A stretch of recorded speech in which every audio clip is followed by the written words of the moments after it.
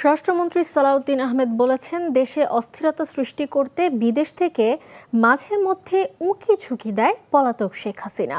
তবে এসব আমলে নিচ্ছে না সরকার। দুপুরে কক্সবাজার মেডিকেল কলেজ হাসপাতাল ভবন নির্মাণের উদ্বোধন শেষে গণমাধ্যম কর্মীদের সাথে আলাপকালে এসব কথা বলেন তিনি। মন্ত্রী বলেন, গণহত্যা চালিয়ে যাদের মধ্যে অনুশোচনা নেই তাদের রাজনীতি আর কখনো বাংলাদেশের মানুষ গ্রহণ করবে না।